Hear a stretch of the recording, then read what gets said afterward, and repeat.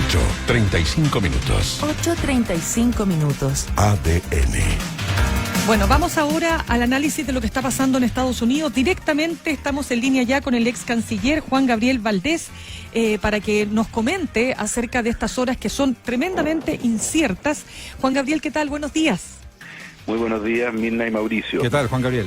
Lo primero, ¿usted está en Chile o está en Estados Unidos? No, yo estoy en Santiago de Chile. Perfecto. Bueno, ¿cómo está siguiendo esto? Quiero saber cómo explica usted lo que se está viviendo en estos minutos ahí, todavía sin saber cómo va a ser el resultado final.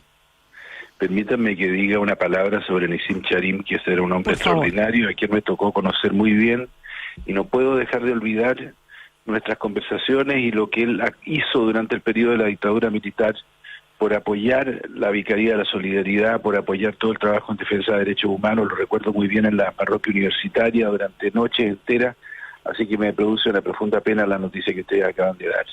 De todas maneras, permítanme que lo diga. Muchas gracias. Sí, ahora, gracias. pasemos a nuestro tema. Sí, claro. A ver, la situación es extraordinariamente fascinante por cuanto está muy cerca de la victoria de Biden. Sin embargo, hay dos factores que son determinantes. Lo primero es que no ha terminado de contarse los votos y los cambios todavía son posibles. Estaba viendo recién que en el estado de Arkansas, donde se suponía de que Biden estaba alcanzando una victoria, hay una recuperación de Trump que está subiendo algo en la votación. Por lo tanto, vamos a tener que esperar hasta la tarde para tener el triunfo de Biden, que es lo más probable, por cuanto de ganar solo un estado ya tendría los 270 votos electorales que le permiten proclamarse como presidente. Juan Gabriel, ahí hablamos de Nevada, perdona, porque mencionaste Arkansas. Es Nevada donde está pendiente esos 6 votos por conseguirse, ¿no? Sí, puede ser Nevada, pero también escuché recién en CNN de que Arkansas había un cambio en la votación, había una modificación en Arkansas tiene que ser otro entonces, porque Arkansas tiene un triunfo ya consolidado de Trump con un 62 y tanto versus un 34 de Biden, cosa que igual no deja llamar la atención. Perdón, Arizona, me equivoqué. Arizona, estoy hablando de Arizona, discúlpame. Eso es. Perdón, ahí está claro. Sí, ahora, es súper confuso, así que no nos preocupes, se entiende, Juan Gabriel. En la vida, sí. En todo caso, el hecho concreto es que hay un cuadro de... fluctúan los resultados y eso está avanzando, pero la tendencia favorece a Biden y por lo tanto lo más probable es que hoy día en la tarde tengamos los 270 votos en sus manos.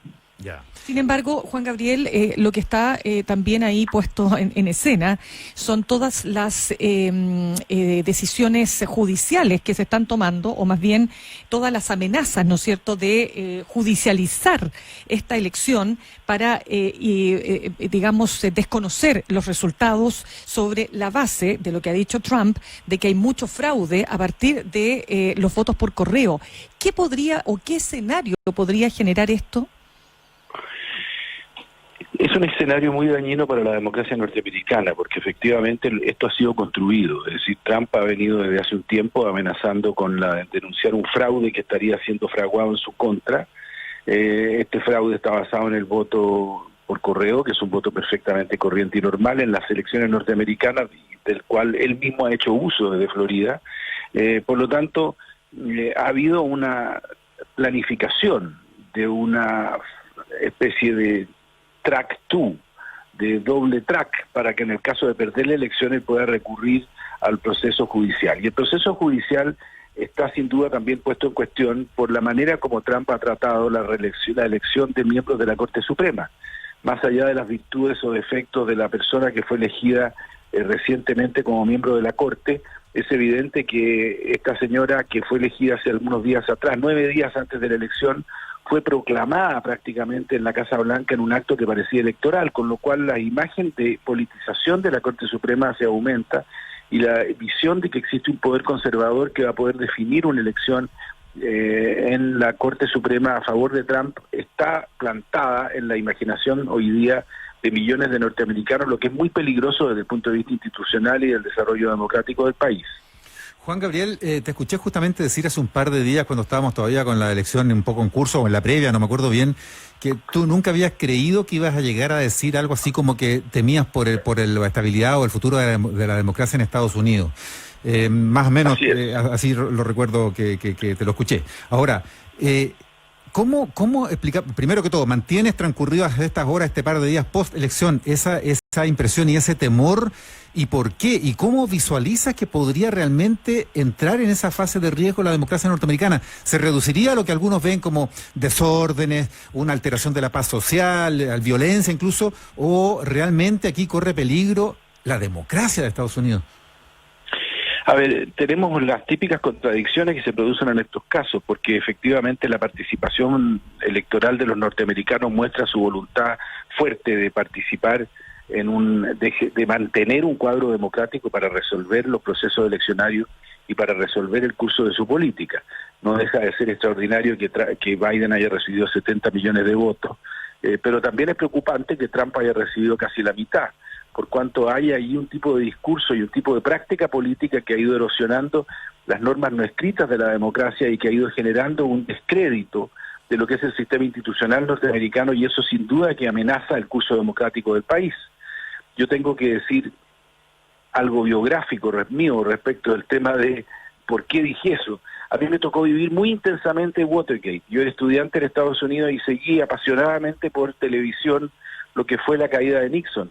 Y recuerdo que partiendo con una mirada algo irónica sobre lo que sucedía, terminé absolutamente seducido e impresionado por la fuerza de las instituciones norteamericanas, vale decir, por la capacidad del Senado de hacer un juicio extraordinario a lo que había hecho Nixon en Watergate, y al final por la renuncia del presidente y la fácil transición hacia un reemplazo que continuó luego en un proceso de cambio político con toda facilidad y participación ciudadana.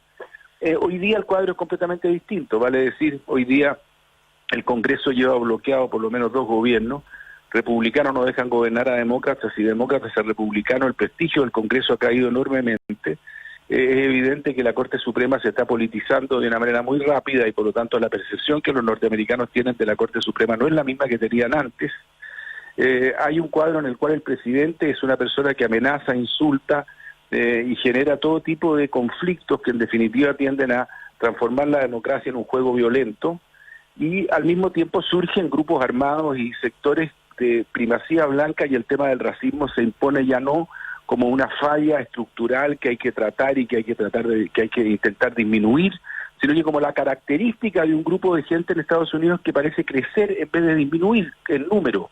Entonces naturalmente que aquí hay una amenaza a un proceso que tiene fuerza, pero que ha mostrado históricamente momentos de enorme violencia y de enorme ruptura. Yo creo que no estoy solo en este punto de vista. He escuchado, leí a Thomas Friedman hace una semana atrás decir que si ganaba Trump, Estados Unidos caía en una suerte de guerra civil de baja intensidad.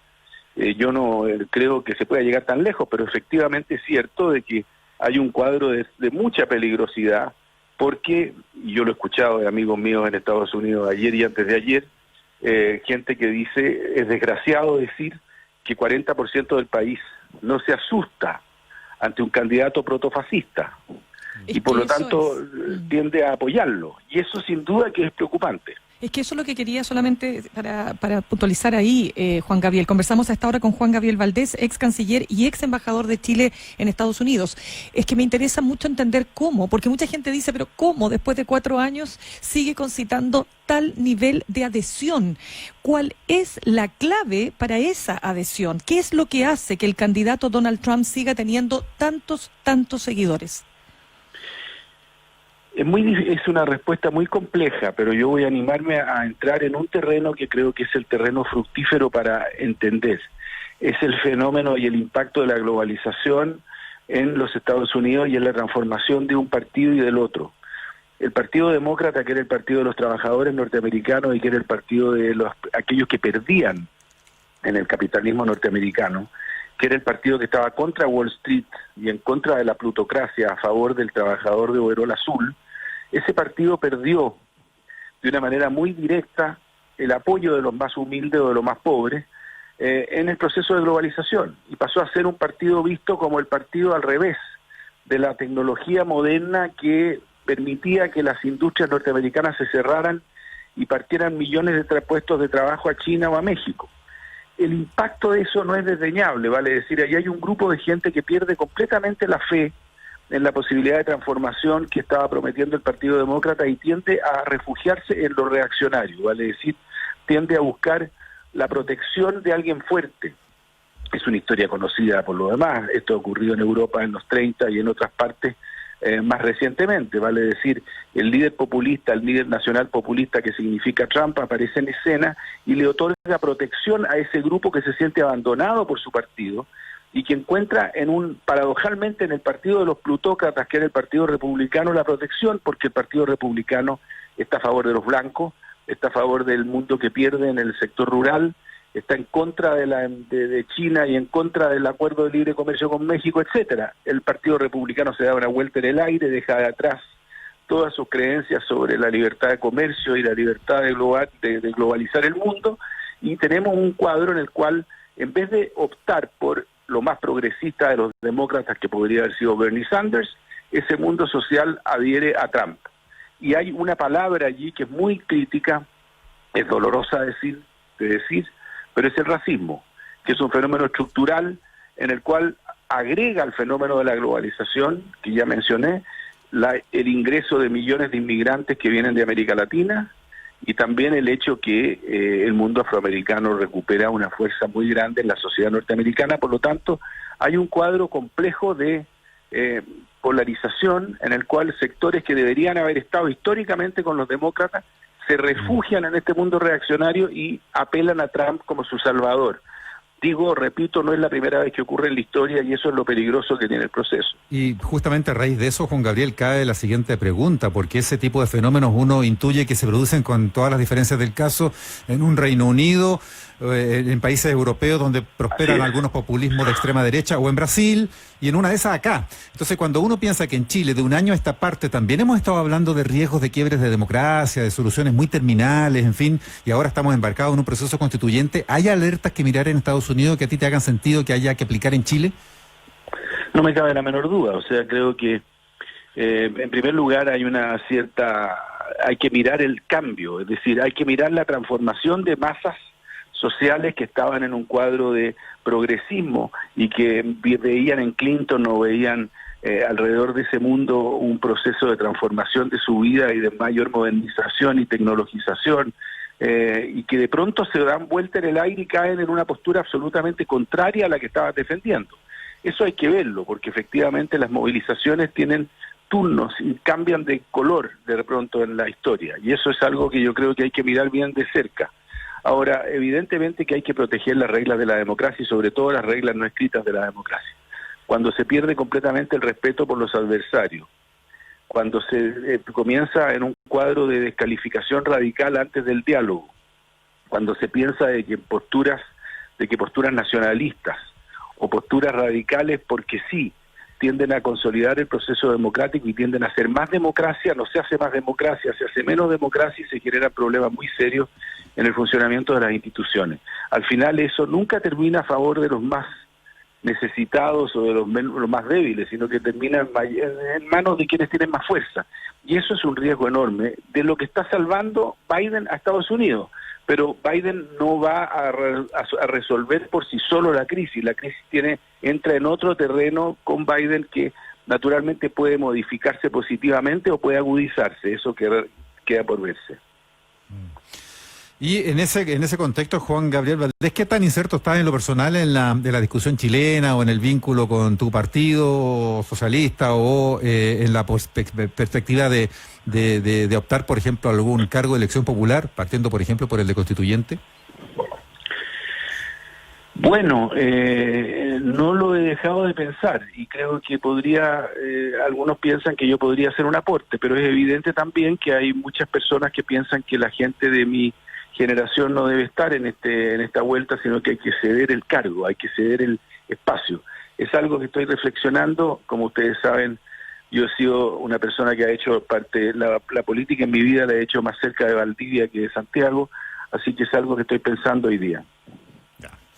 Bien, pues Juan Gabriel Valdés, ex canciller, ex embajador de Chile en Estados Unidos, también ante Naciones Unidas, gracias por conversar con ADN hoy. Muchas gracias, Juan Gabriel. Milna y Mauricio, mucha admiración por su trabajo, un saludo muy afectuoso. 1.000.000 de gracias. Que estés muy bien.